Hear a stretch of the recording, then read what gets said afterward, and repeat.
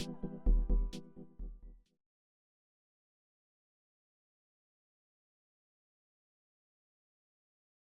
morning. Thank you for having me today, and thank you for the nice introduction. I will start by acknowledging my colleagues and collaborators who are behind the papers that I'm going to present today. Zifei, Sai, Wang, Tristan are the co-authors on two of the papers I'm going to present today.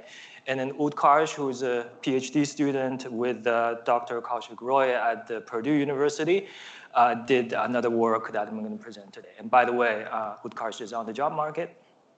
All right, so I'll start by telling you something that you probably already know, but that will motivate my talk about inference scaling. So let's talk about the training scaling, which has been dominating the field for the past few years as a contrast. So from a 30,000-foot bird's eye view, it's very simple. It's you just put in you budget a certain amount of compute you put in to train a large model, and then it will achieve some level of intelligence. That's what you want, right?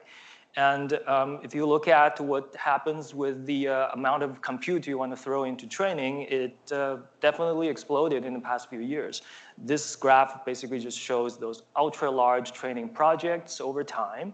And you see post-COVID time, there's just so many big projects going. And here is the time when the first empirical scaling law was announced, was published. And if you look at the amount of intelligence that's achieved, it's not really so different because superhuman performance on AI tasks is not really foreign like before 2020. Actually, we have been making steady pace toward making AI systems superhuman performance for a long time. Then the question becomes, if it's not really the motivation of breaking the record, what actually scaled so rapidly in the past few years in the training, that making people so willing to spend tens of millions, even hundreds of millions of dollars in training just a single model? Oh, and by the way, this is the time that the scaling law, it separates these two different time periods. Okay. So it looks like this very simplified view doesn't really explain what brought about the change by the scaling laws that we see. But the scaling law is basically telling you that you can actually predict a certain performance of your model when you scale it up to a certain level without actually doing that. So this is really important because this speaks of the actual problem under the hood where the amount of intelligence you get is not just a certainty. There's a certain amount of uncertainty related to it, and somehow scaling law just drastically eliminated that uncertainty and making it very predictable. So you can think of it as, now the training process becomes so predictable that you can actually predict what you're going to get without even doing it. But let's go to the other side. Let's study the economics of inference. Of course, this is a very simplified view. Actually, these two computation here don't actually cancel each other. As you all know, there are a lot of innovations. For example, MOE, mixture of experts, can actually make the inference time compute a lot lower while still scaling up the model capacity at training time. And test time computing is the other way around. You can achieve higher intelligence by compute more at inference time. But just from a first order approximation, inference is basically just trying to optimize this second term. We want to make things cheaper, faster, and also more energy efficient. Then there's a lot of market pressure right now, the inference cost has been going down steadily over time. And then that really prompted companies like ours trying to make specialized hardware accelerators to accelerate inference workloads. And there are many tricks you can put in those to drive down the curve of throughput, latency latency, cost at the inference time. But that will necessarily introduce a post-training compressional optimization stage where, by compression, I mean a set of techniques. Quantization is one of them. And quantization has already been very popular in the field. So we have to do that. But then the problem is here. If you make an overall success dependent on the successes of a sequential stages of changes, then you assume the highest risk of these stages. And whatever you can predict at training time scaling, it's not so applicable anymore after post-training compression. That is the biggest problem. This minimum variance is no longer there. So this is the primary issue that I want to attack today. If you look at the field about like 10 years ago, there is a big debate there. We're basically asking the question whether we should really rely on trial and error, because a lot of the deep learning projects at that time are basically you have no prediction of whatever you're going to get. You're just trying things blindly. That's like a magic. And then, we all know, like the field is very far away from anything that can give us some kind of, first principle level of explanation of everything. Then the question at that time is really, shall we actually, settle on some empirical science where we do some sort of empirical study on the behaviors of the systems we are trying to go after, and then trying to predict something in a limited scope? And obviously, the scaling law of large language models that we all know today falls into this category and became very relevant and successful in practice. But this is not really a universal success. So we do have this predictability in LLM training, but in LLM compression, we don't really have that luxury. And then it still stayed in a state probably a few years back. So we have to address this training and compression predictability gap in order for any compressed inference workloads to be useful and in reality. Okay, so let me first show you such an example.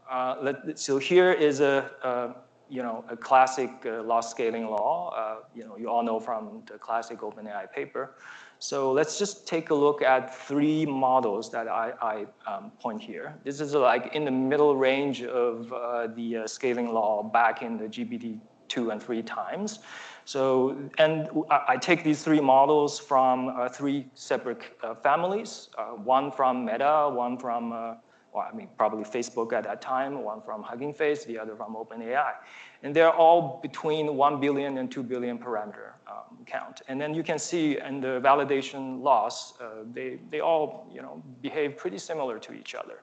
Now let's try to subject them to the exact same post-training quantization procedure and then see what comes out. So if the pre-training scaling is all you need, then they should also behave very similarly if you do it post-training compression. So the first thing we do is the simplest thing. You just quantize the weight. You put a quantizer on the model weights and try to make the nearest rounding. That's what's called round to nearest, RTN, in short. And here is a plot on the right that you can see the outcome of the round to nearest behavior of these 3 models. And as you can see, the 3 models are actually showing very different sensitivity to quantization. And then every different symbol here represents a specific numerical data type. And when you see the numerical data type has a lower granularity or precision, you will have a higher SNR, in this case, the quantization signal to noise ratio, actually lower SNR, and at the same time, you have a raised loss. But the sensitivity is really different. You can see the OPT model at the bottom has the highest sensitivity. And you can also do some smarter things than just the rounding to nearest. A very popular technique these days is GPDQ, pioneered by Daniel Hollistar's lab. And then if you go to Hugging Face, a lot of the quantized weight models these days are GPDQ. That's a predominant method that people use. And you can see that they also, after GPDQ, all of these models are also showing different recovery due to GPDQ. Okay, so this shows pre-training scaling behavior. Even with the same pre-training scaling behavior, post-training quantization will give you totally different behavior. All right, so how do we regain this predictability? Can we actually predict anything about the model surviving a post-training quantization process? So let's first just illustrate the approach that we take to really assess how the model responds to quantization. So think of quantization as a perturbation in the weight space. So here I'm just showing in a two-dimensional cartoon about the weight space. So you can actually try to measure the local geometry of the loss landscape by just going off radially in random directions. And we all know that there is a, up to the second order Taylor expansion, we know from classic work from Yang LeCun, for example, it is dominated by a particular bulk, as they call in the Hessian spectrum. So what we actually found is that the similarity, the symmetry actually goes to higher order as well. So basically in the in the parameter space, if you go off any random direction, you get a very typical loss landscape as shown here. And it's very step-like for those large language models. And this is something that's unique to the model. And it also has some scaling law within the model family. So typically, the loss landscape of a larger model is flatter and deeper, of course, that's the 0th order scaling law. But you see a lot of peculiarities across model families. So there is a family gene, if you may, that's carried by these models. And then it tells you their sensitivity to post-training weight quantization. And that is really bad news because you can not really distinguish these family genes a priori before you actually do the post-training quantization. Well, but the good thing is the bad news probably just stopped here. The interesting thing is if you look at the round to nearest, basically here, I'm laying a quantization grid on top of the cartoon of parameter space. And you can also look at the GPDQ solution. Their behavior in the loss landscape, given the original typical loss landscape, actually had a very predictable pattern, and also quantitatively so. So what Zifei has found in this study that she published last year is that you can actually extend the scaling law to include the profile of the loss landscape, the typical loss landscape of each model, which is pretty cheap and easy to measure, even though it is very model specific, very model identity specific. You can actually just predict the outcome of popular weight quantization methods. And usually you see this very non-monotonic behavior at a very high precision. I mean, the quantization is already very good, so it doesn't really help you much. And at a very low precision, like 2 bits, it doesn't really help you much because the precision is already really low. But you can actually have a big gain if you're in the medium range. It is so predictable that actually Zifei did fitted a regression model. Basically, we learned all the statistics from GPT family, Bloom, and Llama 2-3 family, and then we took the predictive model onto some totally unseen LLMs, like the Pythia and then Mosaic ML's MPT, for example, in this case. And you can actually see that we can predict the outcome of after quantization pretty well. Okay, so this concludes the first one. Again, what we're showing here is a popular quantization technique that basically minimizes the local quantization error. But that is not all you could do. There's another more expensive but also popular method that's called quantization-aware fine-tuning, which actually requires you to do actual gradient-based, backpropagation-based optimization. But this is directly minimizing the global loss instead of minimizing the local quantization loss. So we basically thought first, if we can prove that these two different methods are doing exactly the same thing, then maybe because we already have the predictability on one, then we can extend it to the other one. So the hypothesis is really quite intuitive, because we know at the limit where the quantization error goes to 0, if your local quantization error goes to 0, then the global error should also be 0.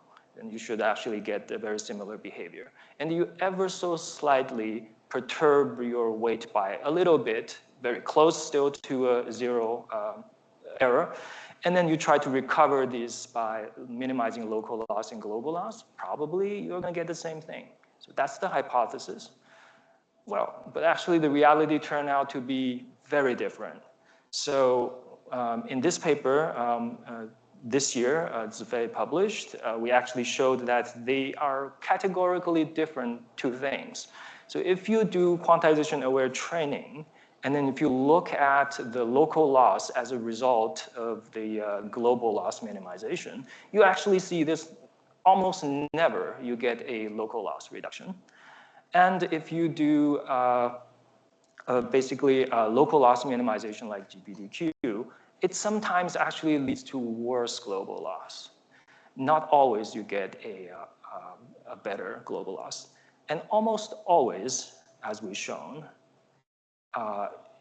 here, the best solution, if you allow these two methods to be competitors in the game, and the best solution always is minimizing the global loss.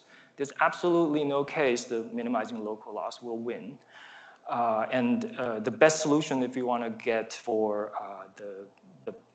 given the same level of model size after compression, global loss minimization is the only viable answer, especially when you go to a low precision like 4-bit and 3-bit. Okay, so she went further to ask the question, how can we explain this phenomenon in the loss landscape analysis that we have shown you in the first study? So basically, we mapped out these linear segments in the typical radial loss landscape around the convergence point. What you actually see is that when the precision goes really low, the perturbation on the weights due to quantization goes so far away that it exits the local attractive basin because of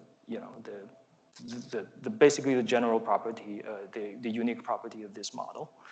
And if you go out so far, especially in this last case, like in 2, in the bottom, you actually see the interpolation between the original convergence and then the quantization-aware fine-tuning convergence had a hump in the middle. So that basically means it already went out of the attractive basin and found another local minimum. And this is also very different from the local error minimization, where you tend to find those very shallow, slowly rising dimensions, but they are still connected with the local basin. Okay, now, finally, I only talked about weight quantization. In order for you to really harvest the hardware power of quantized models, you quantize activation as well. But when you quantize activation, it's no longer just the perturbation in the parameter space. You actually change the function of the neural net itself, because you insert these quantizers into your activation. It is a nonlinear function. So you actually change the model. So how do you actually choose those activation quantizers? What are the best technique you can use today? Unfortunately, there's no way that you can actually do it well with a significant change of these, basically the function of the model. All you can do is try to get as close to it as possible. There are quite a few techniques today to achieve that. One of them, and by the way, this is totally due to basically the statistics of the distribution of values in the activations. It is known that LLM activations are among the very heavy-tailed distributions. There are a lot of outliers. There are quite a few studies as to why that's the case. But in reality, we have to deal with that at inference time. So the first kind of technique that we do to basically ameliorate this is to try to identify those outliers. Of course, you could actually treat all the quantization at the same precision, but the problem is that when you go to 8-bit, in most cases, it's pretty good, but if you go down to 4-bit, you have to abandon totally because 4-bit is just not good enough. You can identify those outliers and keep them in 8-bit, and then keep the rest in 4-bit. That's a very typical approach, but because this is activation and it's dynamic, this is extremely hardware unfriendly because you have to do on-the-fly detection. Another technique is more recent and very popular, where you actually try to take advantage of certain invariances in the mathematics of the architecture of transformers, where you can actually insert certain matrices, especially these random rotation matrices, where you actually can control the statistical behavior of your activations, but at the same time maintaining mathematical equivalence. And this is uniform precision quantization again, but it actually takes advantage of the model. So we asked, can we actually achieve better scaling by combining the two, which is basically this new paper that we published in ICML this year. So the idea is very simple. You actually first identify the subspaces in which you have the highest variances. And in those highest variance subspaces, you do a random rotation within that subspace only. And the same thing, you can do it in low variance subspaces. By doing that, ordering those subspaces due to the freedom of random rotation, you can actually group those high variance dimensions together and those low variance dimensions together, which is very hardware friendly. And this is what we call rescue in this paper that we just published. So here's the architecture. So this is the very well-known transformer architecture. And what we do is you can actually insert those random rotation matrices. It's proven mathematically that this is equivalent. The next thing that we could do is we can distinguish different locations in this space and formulate them into different formulations. I think it's going to pop up in the next slide. And there are 4 different kinds. Yes. And then for certain matrices, we can actually fuse them in the inference time. So it introduces very little overhead. All of these are just constants. You don't compute them. And finally, I show you the evaluation results. Actually, we can actually achieve a pretty good result of model accuracy between 4 bits and 8 bits. And actually, the cost of the model is very similar to around 4.5 bits. So it's still very efficient on hardware. And we achieved almost 8-bit performance. And we also implemented GPU kernels. Actually, it's tested on the real-world NVIDIA GPU. And we can actually show performance improvements in there. All right, so to sum up, what I have shown you today is there is a predictability gap between the training time scaling law and the post-training compression, especially quantization in this case. And we try to find ways to mend that gap. And this is the Yes, so basically there is a significant extra uncertainty introduced by these post-training quantization. There are two sources of this uncertainties. One, you cannot do without any change of training time design or the model architecture because it comes from the model personality itself. But there's also a lot of the factor that's coming from the quantization methods, which we can actually control and predict. So our approach is to leverage the loss landscape geometry to regain that level of predictability that we all desire. Okay, so to give you a take-home message in a graphical way, so this is what I have shown you today. So if you look at the loss scaling as a training time, you can think of it as the 0th order scaling, which bigger models will give you a lower loss. That's what we all know. But that is not enough. What you also want to consider is the model's sensitivity to perturbations around that point, which is the typical loss landscape. But this typical loss landscape is not fixed, and it's even given the same converged loss, it can be wider, it can be narrower, and that is the model personality. This you have to measure, which is pretty cheap. You could still do it.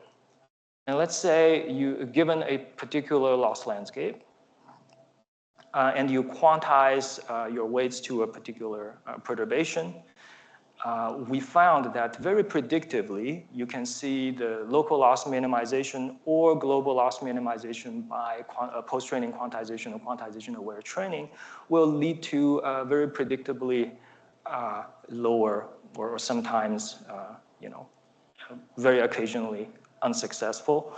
But when you have a small perturbation due to probably high precision weight quantization, you're pretty good. But if your quantization is very low precision or very coarse grain, you end up in outside of the typical loss landscape basin. And this time, you will have local loss minimization doing you very little. But at the same time, if you deploy a post-training, quantization-aware training, you're going to gain significant ground in that case. So this is what we know. And finally, activation quantization changes the function itself. So this is something that you will have to stay very close to this original functional behavior of the model, which is black. So the way we do that is try to figure out smart ways to leverage the mathematical equivalence in the model, and at the same time trying to deploy mixed precision to mend the gap between different numerical precisions. All right, so that is all. Before I take any questions, I want to advertise for D-Matrix. We are hiring. We have 5 global locations right now, including right here in Toronto.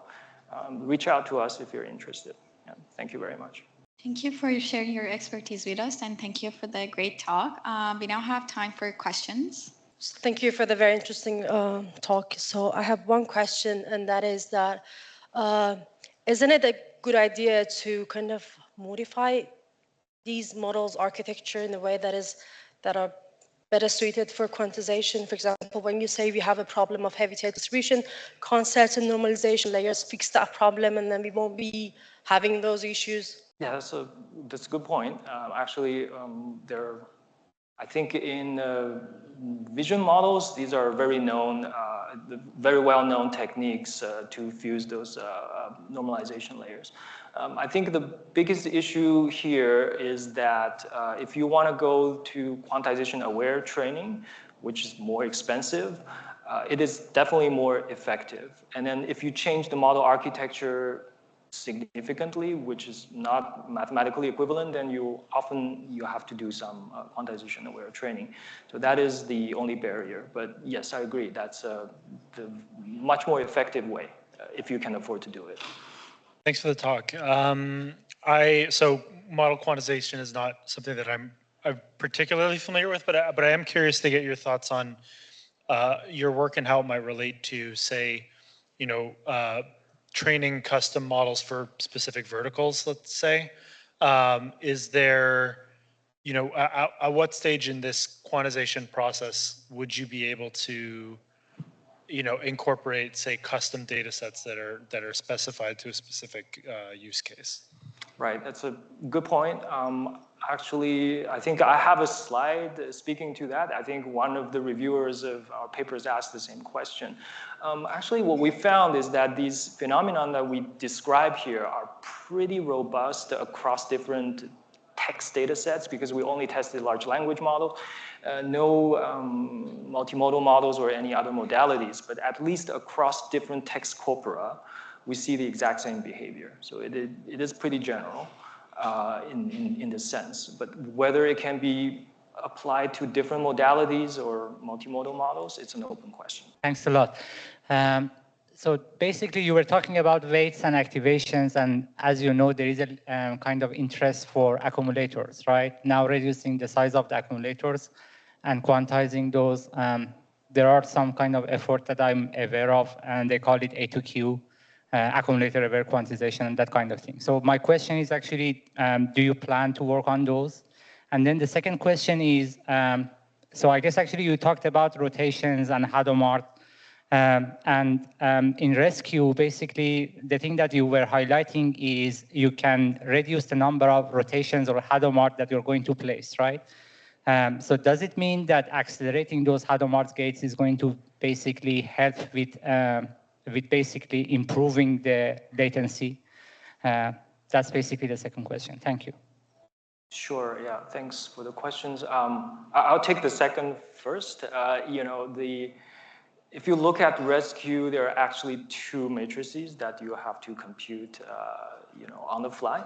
And they could be Hadamars or 4-bits or 8-bit. Definitely. So because of this, if you have faster Hadamard multiplication kernels, it's going to definitely help you. That's that. And yes, and for the first question, I would say this is another difficulty that I kind of swept under the rug, right? Because there are multiple different ways of doing post-training quantization. And it explodes the search space, basically. If we want to predict the outcome of certain methods, we have to do this systematic study again. But I think there's just no clear or better way that we see than just get a few most popular methods and do it. And maybe, hopefully, we can see some similarities and then make a better solution. But that is the shortest path that we see forward. If you have any other suggestions, I'm happy to brainstorm.